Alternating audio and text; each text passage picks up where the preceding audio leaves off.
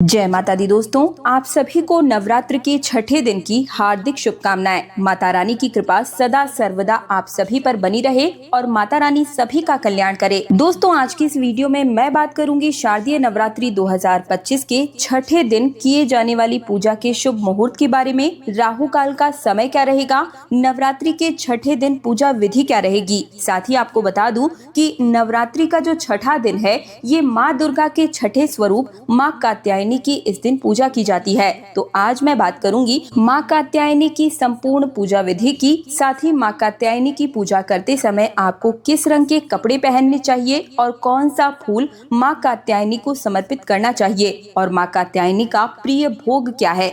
इसके अलावा आप सभी जानेंगे माँ कात्यायनी को प्रसन्न करने के लिए आपको कौन से बीज मंत्र का जाप करना चाहिए। ये बीज मंत्र यकीन मानिए बहुत ही छोटा और आसान है, जिससे आप माँ कात्यायनी को तुरंत ही प्रसन्न कर सकते हैं। इसके अलावा माँ कात्यायनी की कथा भी हम सभी सुनेंगे और साथ ही साथ नवरात्र के छठे दिन किए जाने वाले 2 इच्छा पूर्ति उपाय भी बताऊंगी, जिससे कि आप माता रानी से आप अपनी मन चाहे इच्छा को पूर्ण करवा सकते हैं। लेकिन वीडियो शुरू करने से पहले आप सभी से मेरा नम्र निवेदन है कि माता रानी के इस वीडियो को लाइक करके कमेंट सेक्शन में जय माता दी, जय माँ कात्यायनी जरूर ही लिखिएगा, ताकि माता रानी की कृपा आप सभी पर, पूरे परिवार पर सदा सर्वदा बनी रहे। तो चलिए बताती हूँ आप सभी को नवरात्र के छठे दिन की पूजा विधि क्या होगी। सबसे पहले तो आप सभी को बता दूं कि नवरात्र का छठा दिन माँ कात्यायनी की पूजा में समर्पित होता है। माँ कात्यायनी दुर्गा का छठा स्वरूप है और माँ कात्यायनी की 4 भुजाएं हैं और इनकी सवारी भी सिंह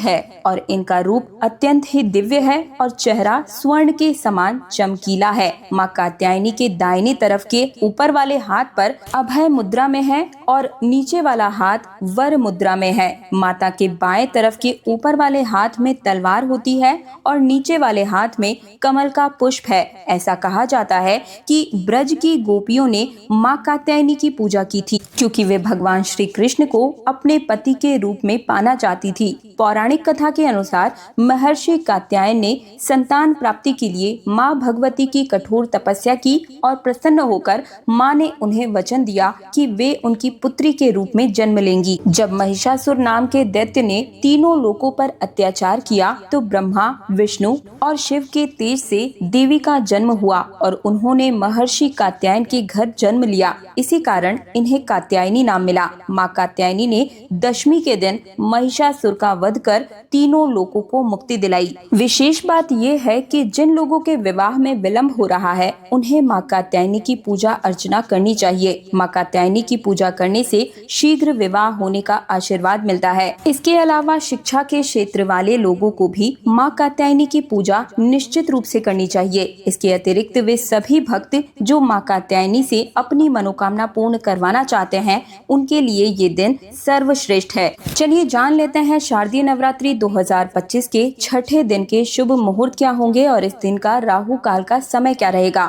दोस्तों, साल 2025 में शारदीय नवरात्रि का छठा दिन 28 सितंबर 2025 दिन रविवार को रहेगा और षष्ठी तिथि की शुरुआत 27 सितंबर को दोपहर 12:03 पर हो जाएगी और षष्ठी तिथि का समापन 28 सितंबर को दोपहर 2:27 पर होगा। बात करें पूजा के शुभ मुहूर्त की, तो सुबह की पूजा का शुभ मुहूर्त सुबह 9:12 से लेकर सुबह 10:42 तक रहेगा और शाम की पूजा का शुभ मुहूर्त शाम 6:10 से लेकर शाम 9:11 तक रहेगा और इस दिन का अभिजीत मुहूर्त सुबह 11:48 से लेकर दोपहर 12:35 तक रहेगा।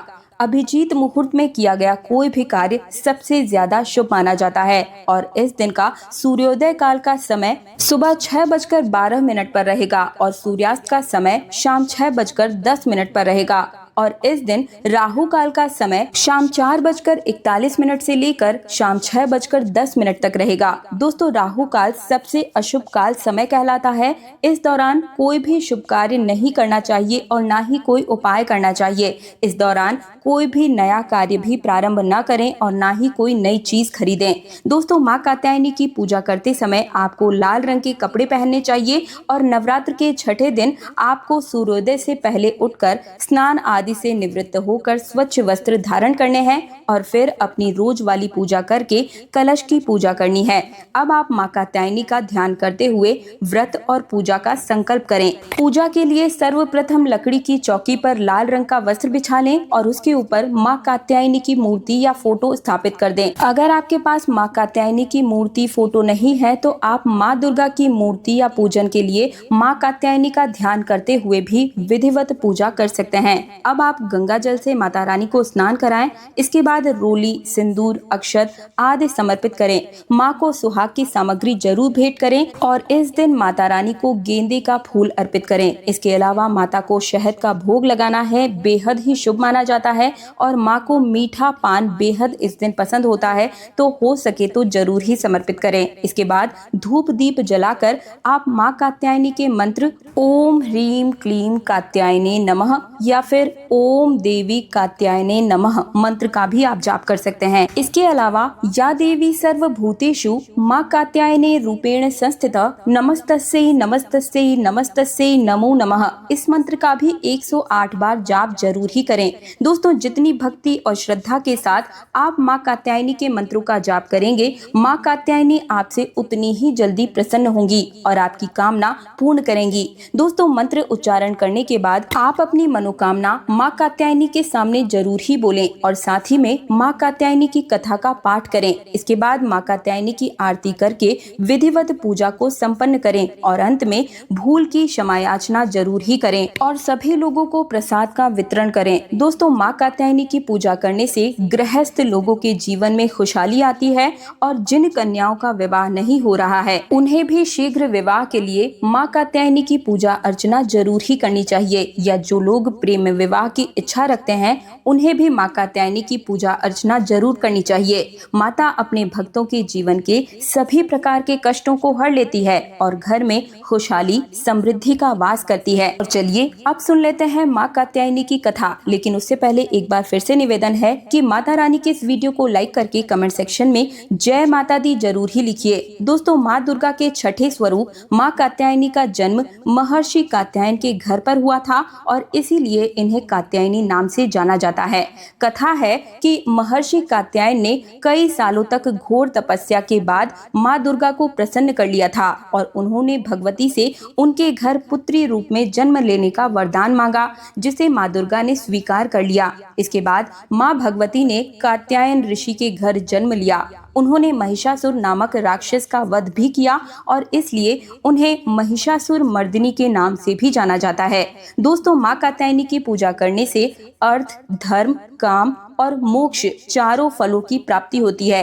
चलिए जानते हैं नवरात्रि के छठे दिन किए जाने वाले 2 इच्छा पूर्ति उपाय के बारे में। दोस्तों, नवरात्रि के छठे दिन माँ कात्यायनी की विधिवत पूजा अर्चना करें और अब आप माता रानी के सामने एक लाल रंग के कपड़े में थोड़ा सा सिंदूर, हल्दी की एक गांठ, थोड़े से अक्षत और 7 कौड़ियां बांध करके पोटली रूप बना करके आप अपनी इसमें मनोकामना बोलें और माँ कात्यायनी के सामने समर्पित कर दें। और इसके बाद माँ कात्यायनी के मंत्र का 108 बार कम से कम जाप आप जरूर ही कीजिएगा। माँ कात्यायनी के समक्ष अपनी मनोकामना भी बोलें और दोस्तों, इस उपाय को करने से माता रानी आपकी मनोकामना को बहुत ही शीघ्र पूर्ण कर देगी। इसके अलावा नवरात्रि के छठे दिन विवाह योग्य कन्याओं के लिए भी विशेष पूजन तथा मनोकामना पूर्ति का दिन होता है। मान्यता है कि इस दिन जो भी कन्याएं माँ कात्यायनी की पूरे विधि विधान से पूजा अर्चना करती है उनका विवाह 1 वर्ष के भीतर ही हो जाता है।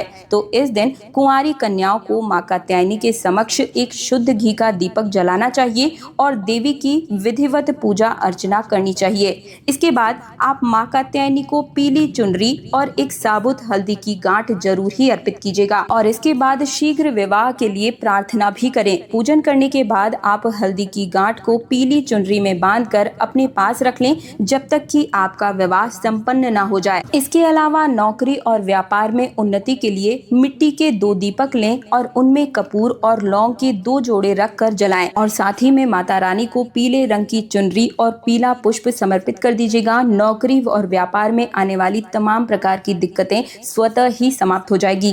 तो ये थी छठे दिन मां कात्यायनी से जुड़ी हुई संपूर्ण जानकारी।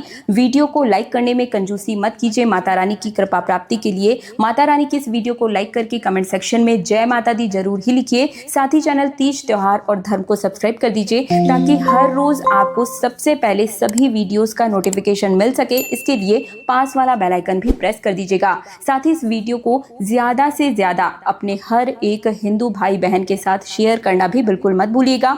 आज्ञा दीजिए। जय माता दी।